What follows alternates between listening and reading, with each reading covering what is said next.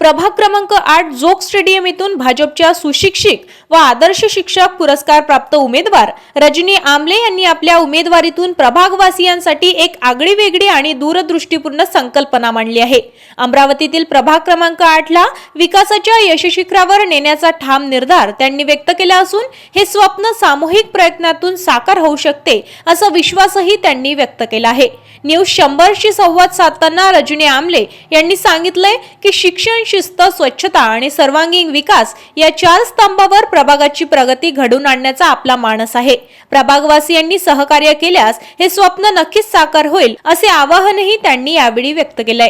आपण आज प्रभाग क्रमांक 8च्या ज्या उमेदवार आहे रजनीताई आमले यांच्याशी महानगरपालिकेच्या निवडणुकांसंदर्भात चर्चा करणार आहोत।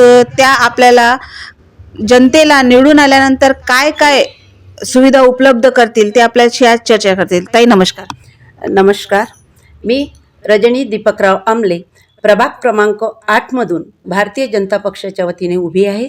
माझ्यासोबतच माझ्या पॅनलमध्ये अ गटातून सुनीता संजय आठवले, ब गटातून शेरा मडावी, क गटातून मी स्वतः रजनी दीपकराव आमले आणि ड गटामधून शिरीष मडावी असं चौघांचं आमचं पॅनल आहे। मी आपणास विनंती करते की आमच्या संपूर्ण पॅनलला भरघोस मतांनी आपण निवडून द्यावे। ताई, आपण ज्या निवडणूक लढवत आहात याच्यामध्ये आपलं नियोजन काय आहे? प्रभागांच्या लोकांसाठी आपण काय करणार आहात? हां, तर सर्वात प्रथम मी माझा उद्देश सांगते की मी निवडणुकीमध्ये उभी का राहिली। तर मी देश विदेशात जवळपास 10 देश फिरून आली आहे।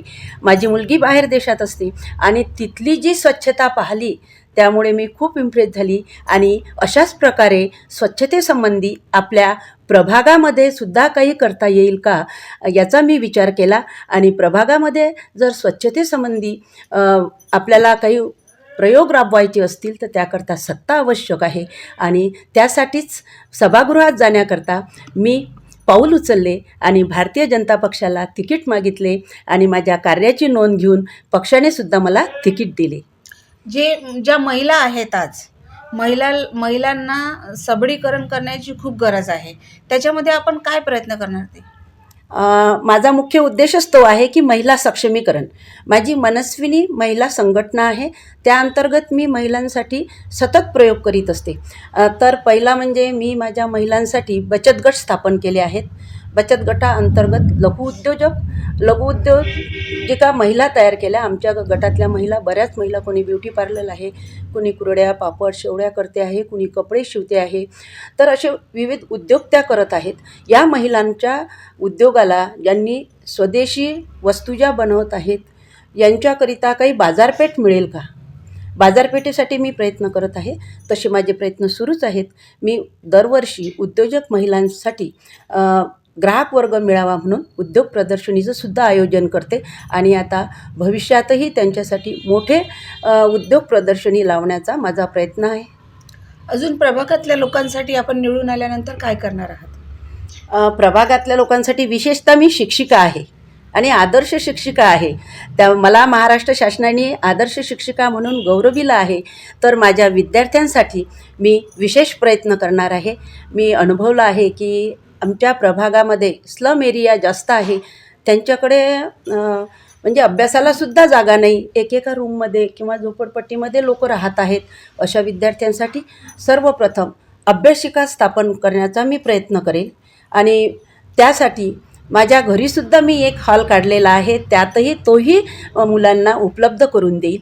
दुसरं म्हणजे मुलांना एक छोटीशी लायब्ररी, तसा माझा वाचक मंच आहेच, पण मुलांना पुस्तकंसुद्धा मी उपलब्ध करून देईल।